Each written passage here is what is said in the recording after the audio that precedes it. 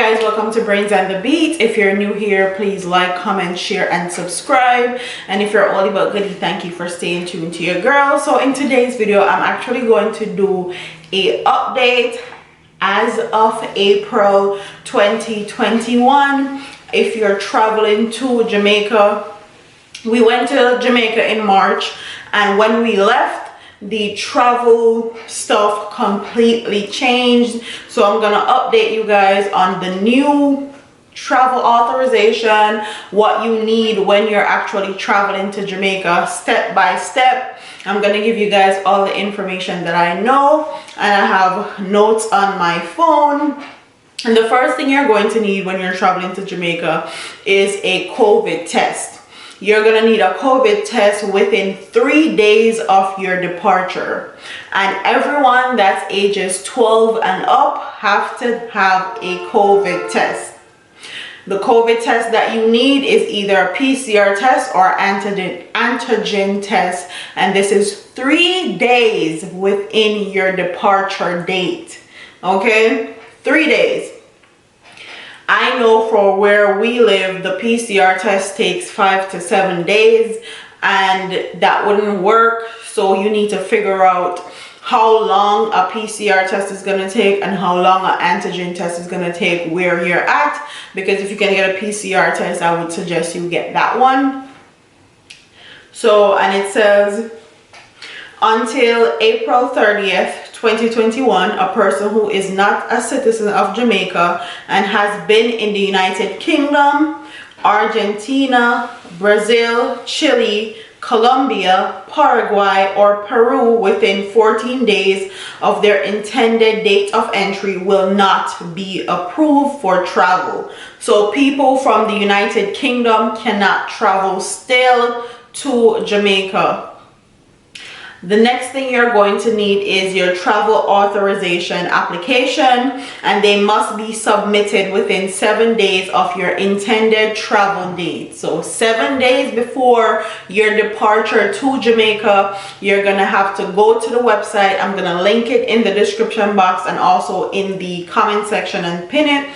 You're gonna have to go to that website and fill out the information. The travel authorization is going to ask you about your departure date, the time you're supposed to land, why are you coming to Jamaica during a pandemic, where you're going to stay, all of that. So you definitely need to fill that out within the 7 days of your departure date.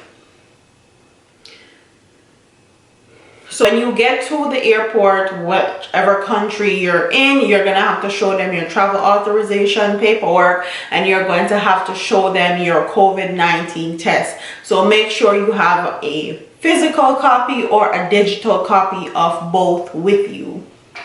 So once you land in Jamaica, you go through customs and all of that, you're going to have to give your name to the JDF officer in the Montego. I'm talking about the Montego Bay. I don't know if it's the same thing for the Kingston. If you're traveling through the Montego Bay airport, you'll have to give them your name and where you're planning to stay, and also a number, a local number where they can reach you. So I would suggest, if you're staying at a hotel, you're staying at anything, make sure you have a local number that you can give to them when you're in the airport. And the next thing is the in-island traveling. A lot of people are worried about if you have to quarantine when you go to Jamaica and what are the restrictions. The in-island travel is based on why you intend to travel and what you put on your travel authorization. So based on what you put on your travel authorization and why you're going to Jamaica is the travel restriction guidelines you have to follow. For tourists, I know that they have a specific corridor for tourists, and they have specific attractions. They have a whole list when you fill out your travel authorization of places that you can go and attractions that you can go to if you are a tourist. So if you're a tourist and you're negative, you're good. You can still go boating, you can still go on the bamboo canoes, you can still go four-wheel riding, you can still go to Jam West. They have a specific corridor that and specific attractions that tourists can still go to. So curfew and restrictions, this is another thing. Jamaica has been buckling down, I would say, on restrictions as far as weekday and weekend. So weekday is a little bit less strict, while weekends are definitely way more strict. So it says weekday curfew is 8 p.m. That means you have to be inside your house or inside your Airbnb or inside your hotel by 8 p.m. If not, you can get locked up for not following curfew. On the weekend, it says Saturday from 4 p.m. So that means you have to be in your house, Airbnb, hotel, whatever it is, by 4 p.m. until 5 a.m. Sunday morning. So you can leave your hotel, your Airbnb, wherever you're staying at 5 a.m. on Sunday morning, and you have to be back at 2 p.m. Sunday evening. So you have to be inside your Airbnb, hotel, or whatever it is by 2 p.m.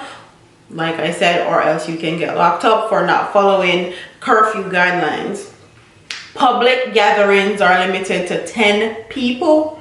Funerals are not permitted. So normally Jamaican people have funerals in churches and stuff. Those are not permitted anymore. And it says burial are from Monday to Friday, 9 a.m. to 4 p.m. and it's limited to 30 minutes. And you're only allowed 10 mourners and 5 clergy or undertakers allowed. And then it says no face-to-face school until May 4, 2021. And the burial restriction happened literally right after we went to Jamaica and buried my grandfather and my cousin.